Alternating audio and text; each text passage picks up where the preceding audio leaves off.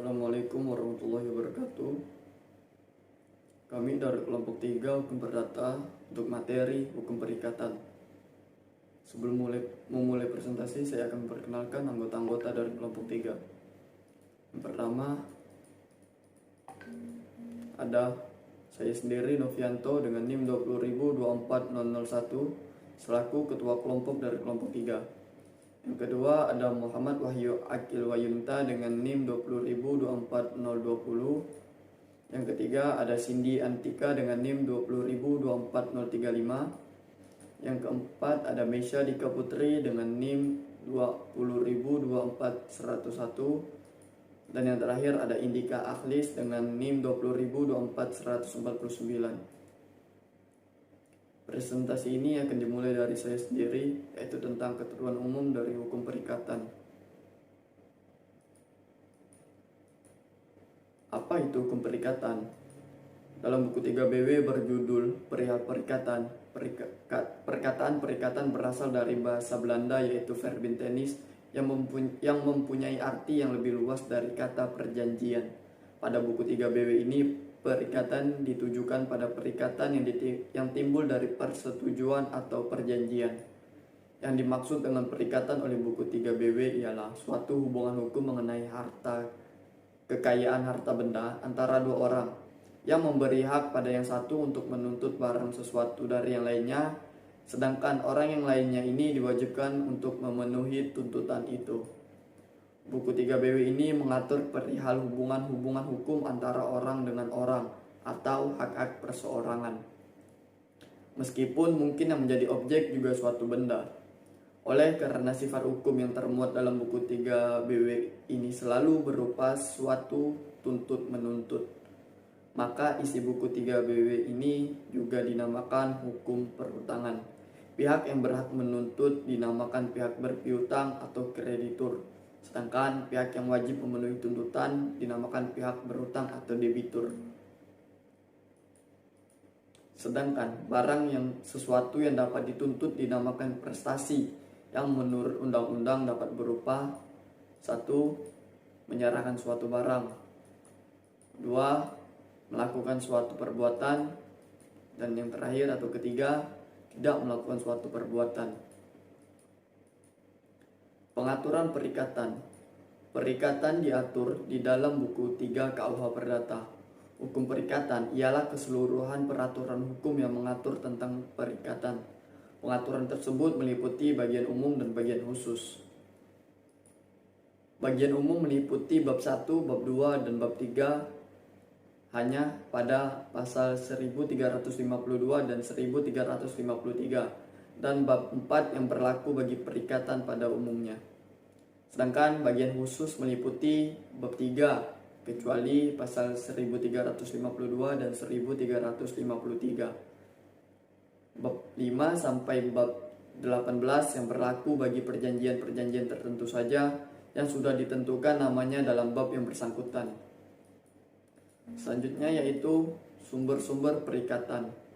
Mengenai sumber-sumber perikatan, oleh undang-undang diterangkan bahwa suatu perikatan dapat lahir dari suatu persetujuan atau perjanjian, atau dari undang-undang. Perikatan yang lahir dari undang-undang dapat dibagi lagi atas perikatan-perikatan yang lahir dari undang-undang saja dan yang lahir dari undang-undang karena perbuatan orang. Yang belakangan ini dapat dibagi lagi atas perikatan-perikatan yang lahir dari suatu perbuatan yang diperbolehkan dan yang lahir dari suatu perbuatan yang berlawanan dengan hukum. Terakhir yaitu unsur-unsur perikatan. Yang pertama adanya hubungan hukum, yang kedua adanya dua pihak, kreditur dan debitur, yang ketiga adanya hak dan kewajiban, dan yang terakhir atau keempat yaitu adanya prestasi atau benda atau barang yang dapat dituntut. Sekian dari saya. Terima kasih. Assalamualaikum warahmatullahi wabarakatuh. Nama saya Cindy Antika, NIM 200244035. Saya akan mempresentasikan materi terkait prestasi dan non-prestasi. Prestasi adalah sesuatu yang wajib dipenuhi oleh debitor dalam setiap perikatan. Prestasi adalah objek perikatan. Menurut ketentuan pasal 1234 KUH Perdata, selalu ada 3 kemungkinan wujud prestasi, yaitu yang pertama memberikan sesuatu, yang kedua melakukan sesuatu, dan yang ketiga tidak melakukan sesuatu. Untuk memberikan sesuatu, misalnya menyerahkan benda, membayar harga benda, dan membelikan hibah penelitian. Melakukan sesuatu, misalnya membuat pagar pekarangan rumah dan mengangkut barang tertentu. Yang ketiga, tidak melakukan sesuatu, misalnya tidak berbuat curang. Selanjutnya, yaitu prestasi adalah objek perikatan. Sifat dari prestasi itu sendiri ialah prestasi harus sudah tertentu atau dapat ditentukan, prestasi itu harus mungkin, prestasi itu harus dibolehkan atau halal, memiliki manfaat bagi kreditor, dan juga terdiri atas satu perbuatan atau rangkaian perbuatan. Wan prestasi. Wan prestasi artinya tidak terpenuhinya kewajiban yang telah disepakati dalam perikatan, tidak dipenuhinya kewajiban oleh debitor karena 2 alasan. Yang pertama yaitu kesalahan dari pihak debitor, dan yang kedua keadaan memaksa atau force majeure. Untuk menentukan apakah seorang debitor bersalah melakukan wan prestasi, perlu ditentukan dalam keadaan bagaimana debitor dikatakan sengaja atau lalai. Dalam hal ini ada 3 keadaan, yaitu yang pertama debitor tidak memenuhi prestasi sama sekali, yang kedua debitor memenuhi prestasi tetapi tidak baik atau keliru, dan yang terakhir debitor memenuhi prestasi tetapi tidak tepat waktunya atau terlambat. Itu akibat hukum bagi debitor yang melakukan wan prestasi adalah hukuman atau sanksi sebagai berikut. Yang pertama, debitor diwajibkan membayar ganti rugi sesuai dengan pasal 1243 KUH Perdata. Ganti rugi terdiri dari biaya rugi dan bunga sesuai dengan pasal 1244 sampai dengan 1246 KUH Perdata. Apabila perikatan itu timbal balik, kreditor dapat menuntut pemutusan atau pembatalan perikatan melalui pengadilan sesuai dengan pasal 1266 KUH Perdata. Perikatan untuk memberikan sesuatu, resiko beralih kepada debitor sejak terjadi wan prestasi, sesuai dengan pasal 1237 ayat 2 KUH Perdata.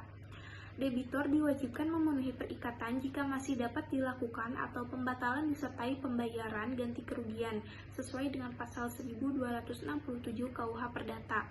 Debitor diwajibkan membayar biaya perkara jika diperkarakan di muka pengadilan negeri dan debitor dinyatakan bersalah. Sekian materi prestasi dan wan prestasi. Terima kasih. Wassalamualaikum warahmatullahi wabarakatuh. Assalamualaikum warahmatullahi wabarakatuh. Di sini saya ingin menjelaskan tentang apa saja jenis-jenis perikatan. Yang pertama, perikatan bersyarat merupakan perikatan yang digantungkan pada suatu peristiwa yang belum terjadi.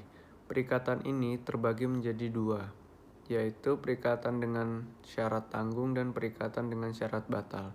Syarat tanggung merupakan perikatan yang lahir dengan terjadinya peristiwa yang diperjanjikan, dan syarat batal merupakan perikatan yang justru berakhir dengan terjadinya peristiwa yang diperjanjikan. Yang kedua, ada perikatan manasuka. Perikatan di mana debitur dibebaskan menyerahkan salah satu dari 2 barang atau lebih yang disebut dalam perjanjian.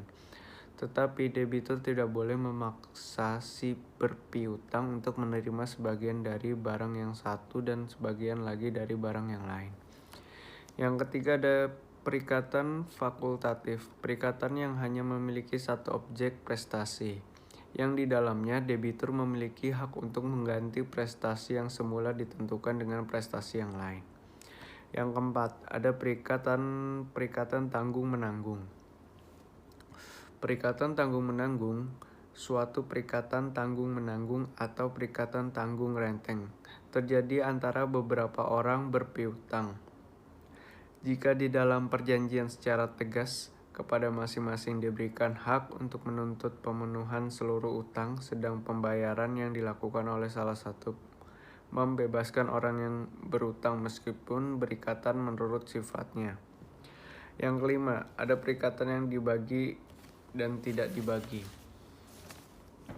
Perikatan yang dapat dibagi dan yang tidak dapat dibagi adalah suatu perikatan mengenai suatu barang yang penyerahannya atau suatu perbuatan yang dipelaksanakan dapat dibagi bagi atau tidak dapat dibagi-bagi, baik secara nyata maupun perhitungan. Yang keenam, ada perikatan dengan ancaman hukuman.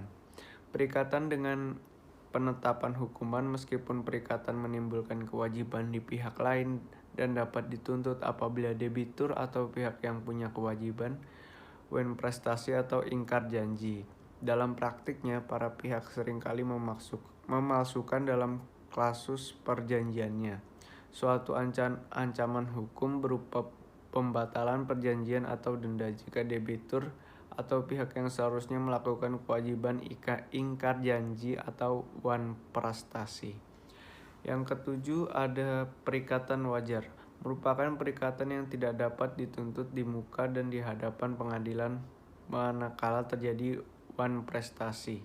Misalnya perikatan utang perjudian, utang narkoba, dan atau utang prostitusi. Sekian dari saya, penjelasan dari saya. Itulah jenis-jenis perikatan, menjelaskan tentang apa itu perbuatan melawan hukum. Perbuatan melawan hukum adalah suatu perbuatan atau tindakan berbuat sesuatu yang mengakibatkan timbulnya kerugian bagi orang lain tanpa sebelumnya ada suatu hubungan hukum. Kewajiban mana ditunjukkan terhadap setiap orang pada umumnya, dan dengan tidak memenuhi kewajibannya tersebut dapat diminta suatu ganti rugi. Perbuatan melawan hukum diatur dalam pasal 1365B. Pasal ini menetapkan bahwa perbuatan yang melawan hukum mewajibkan orang yang melakukan perbuatan itu jika karena kesalahannya telah timbul kerugian untuk membayar kerugian itu. Pasal 1365 KUHP Perdata menyatakan tiap perbuatan melanggar hukum yang membawa kerugian kepada orang lain mewajibkan orang yang karena salahnya menerbitkan kerugian itu mengganti kerugian tersebut. Sedangkan ketentuan pasal 1366 KUHP Perdata menyatakan setiap orang bertanggung jawab tidak saja untuk kerugian yang disebabkan karena perbuatannya, tetapi juga untuk kerugian yang disebabkan karena kelalaiannya atau kurang hati-hatinya. Sekian penjelasan dari saya. Assalamualaikum warahmatullahi wabarakatuh. Perkenalkan, nama saya Meisa Dika Putri dengan NIM 200.24101. Di sini saya akan menjelaskan tentang perwakilan sukarela. Perwakilan sukarela termasuk dalam perikatan yang lahir karena undang-undang. Perwakilan sukarela adalah suatu perbuatan di mana seseorang secara sukarela menyediakan dirinya dengan maksud mengurus kepentingan orang lain, dengan perhitungan dan resiko ditanggung oleh orang tersebut. Dari pengertian tersebut, dapat dikatakan bahwa perwakilan sukarela terjadi karena dua hal, yaitu seseorang yang diwakili tidak berada di tempat. Yang kedua, oleh karena sebab-sebab lain, orang yang diwakili tidak dapat mengurus kepentingannya sendiri. Syarat-syarat terjadinya perwakilan sukarela. Berdasarkan ketentuan pasal 1354 KUH Perdata, untuk terjadinya perwakilan sukarela harus memenuhi syarat-syarat sebagai berikut. Yang pertama, yang diurus adalah kepentingan orang lain. Yang kedua, seorang wakil sukarela harus mengurus kepentingan orang yang diwakilinya secara sukarela. Ini berarti bahwa ia berbuat atas inisiatif sendiri, bukan berdasarkan kewajiban yang ditimbulkan oleh undang-undang atau perjanjian. Yang ketiga, seorang wakil sukarela harus mengetahui dan menghendaki dalam mengurus kepentingan orang lain. Yang keempat, harus terdapat keadaan yang sedemikian rupa yang membenarkan inisiatifnya untuk bertindak sebagai wakil sukarela. Hak dan kewajiban dari seorang wakil sukarela dan orang yang diwakilinya. Hak dan kewajibannya dari seorang wakil sukarela dan orang yang diwakilinya diatur dalam beberapa ketentuan sebagai berikut. Yang pertama, terdapat pada pasal 1355 KUH Perdata yang menyebutkan bahwa ia diwajibkan meneruskan kepengurusannya meskipun orang yang kepentingannya diurusnya meninggal dunia sebelum urusan diselesaikan, hingga ahli waris orang itu dapat mengoper pengurusannya tersebut.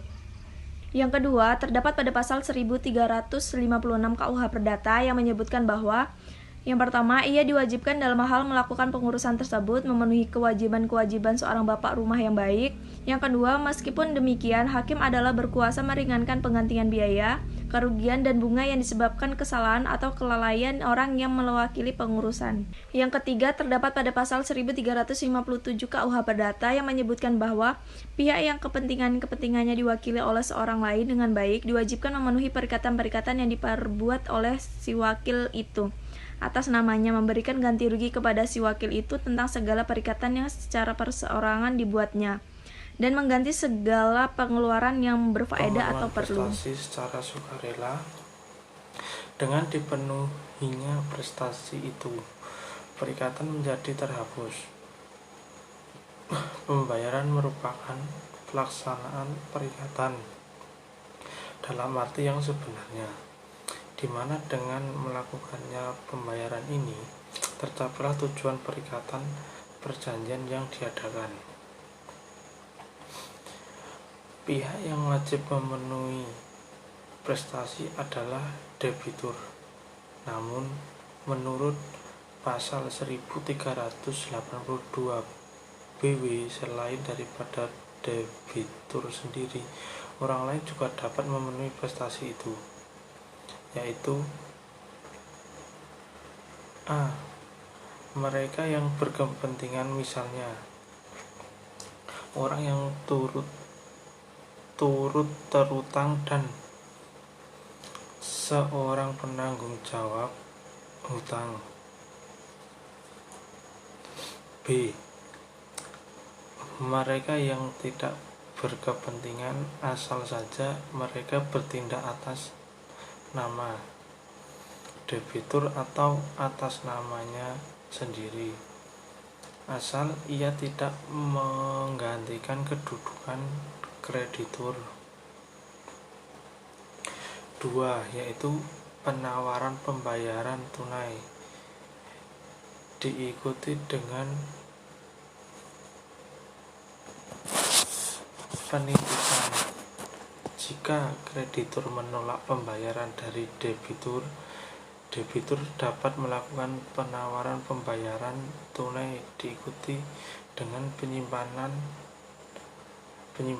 Caranya diatur dalam pasal 1404 sampai dengan 1402 KUHP Perdata yang dapat diuraikan sebagai berikut. Barang atau uang yang akan dibayarkan itu ditawarkan secara resmi oleh seorang notaris atau jurusita pengadilan disertai 2 orang saksi. Notaris atau jurusita membuat perincian barang-barang atau uang yang akan dibayarkan tersebut dan pergi ke tempat di mana menurut perjanjian pembayaran harus dilakukan.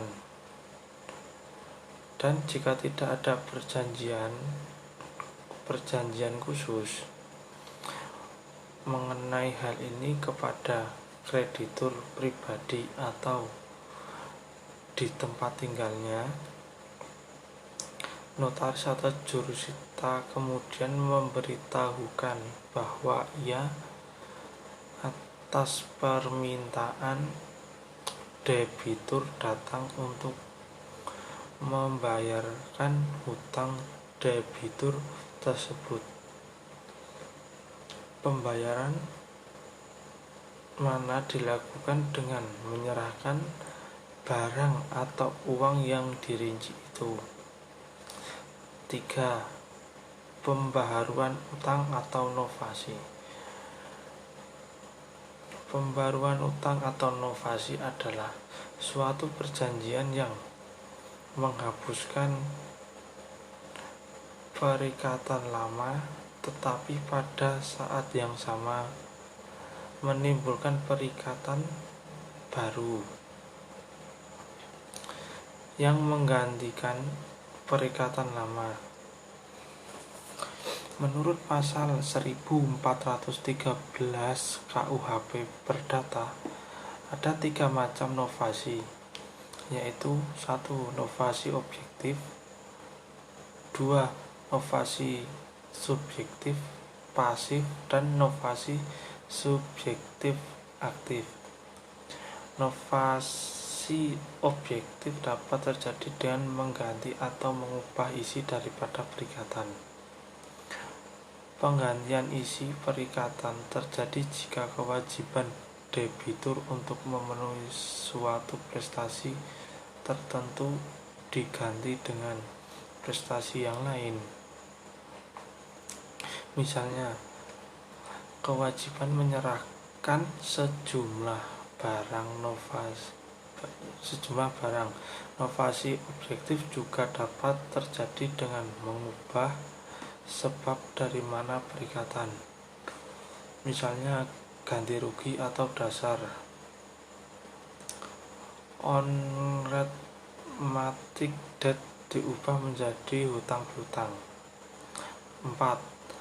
Perjumpaan hutang atau kompensasi. Perjumpaan hutang atau kompensasi adalah salah satu cara hapusnya perikatan yang disebabkan oleh keadaan di mana dua orang saling mempunyai hutang satu terhadap yang lain, dengan mana hutang antara kedua orang tersebut dihapuskan. Perjumpaan hutang terjadi demi hukum, bahkan dengan tidak setahu orang-orang yang bersangkutan dalam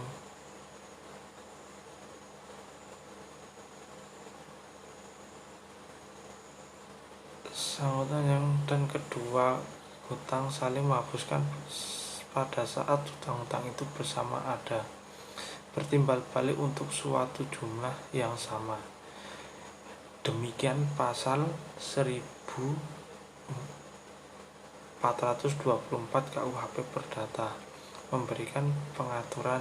Misalnya, si A mempunyai hutang kepada si B sebesar 100.000.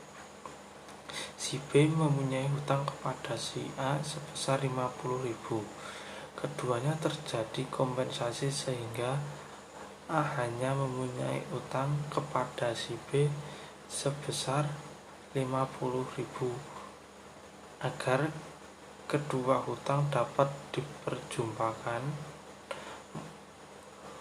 menurut pasal 1427 KUHP Perdata harus dipenuhi syarat-syarat sebagai berikut. Kedua hutang harus sama-sama mengenai uang atau barang yang dapat dihabiskan dari jenis dan kualitas yang sama.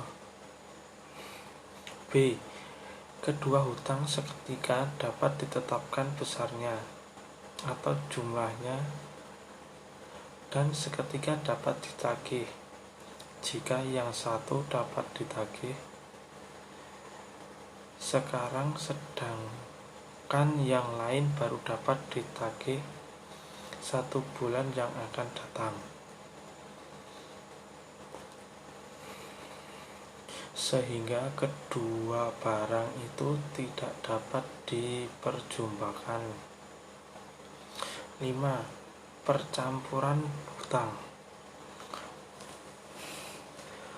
Percampuran hutang terjadi karena kedudukan kreditur dan debitur bersatu pada suatu orang. Misalnya, kreditur meninggal dunia, sedangkan debitur merupakan satu-satunya ahli waris, atau debitur kawin dengan kreditur dalam persatuan harta perkawinan. Hapusnya perikatan karena percampuran hutang ini adalah demi hukum. Artinya, secara otomatis pasal 1436 KUHP Perdata.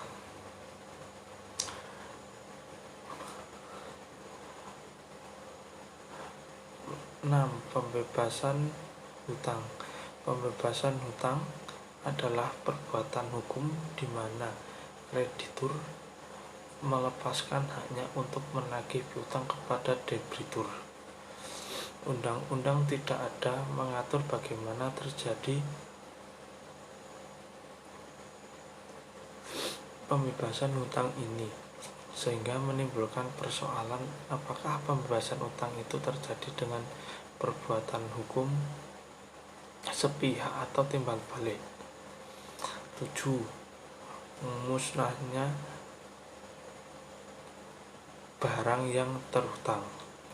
Jika barang tertentu yang menjadi objek perjanjian musnah, tidak dapat diperdagangkan lagi atau hilang sehingga sama sekali tidak diketahui apakah barang itu masih ada, perikatan menjadi hapus asal saja musnah atau hilangnya barang itu bukan karena kesalahan debitur dan sebelum ia lalai menyerahkan,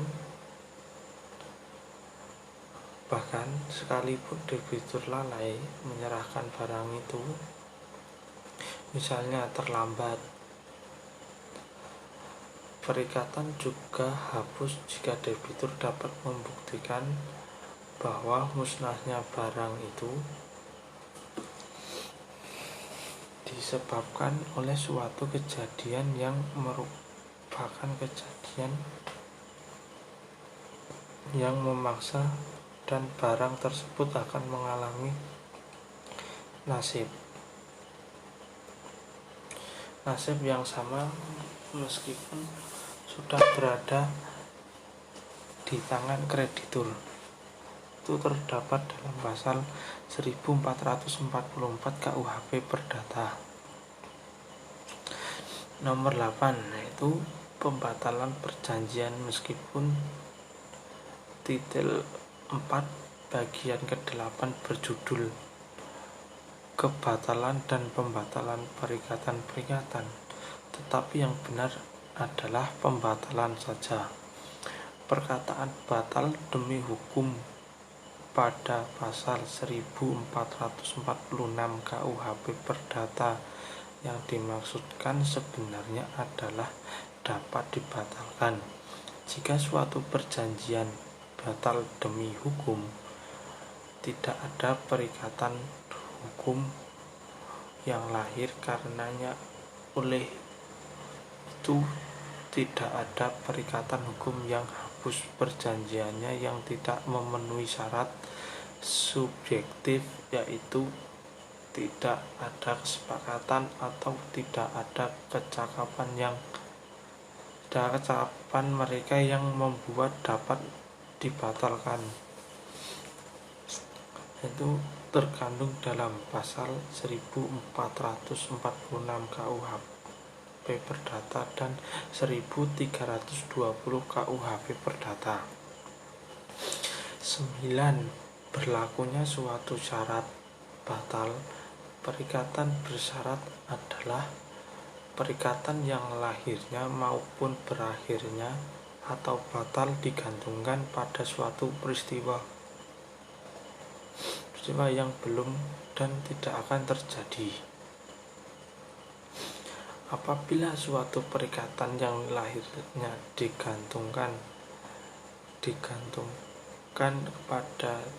kepada yang terjadi peristiwa itu dinamakan perikatan dengan syarat tanggung. Sedangkan apabila suatu perikatan yang sudah ada yang berakhirannya digantungkan kepada peristiwa itu, perikatan tersebut dinamakan perikatan dengan syarat batal. Misalnya yaitu perjanjian sewa menyewa rumah antara si A dan si B yang sudah ada dijanjikan akan berakhir jika si A pindah ke kota lain. Itu nomor 10, lampau waktu atau kadaluarsa. Menurut pasal 1946 KUHP Perdata adalah suatu sarana untuk memperoleh suatu atau untuk dibebaskan dari suatu perikatan dengan lewatnya suatu waktu tertentu dan atas syarat-syarat yang ditentukan oleh undang-undang.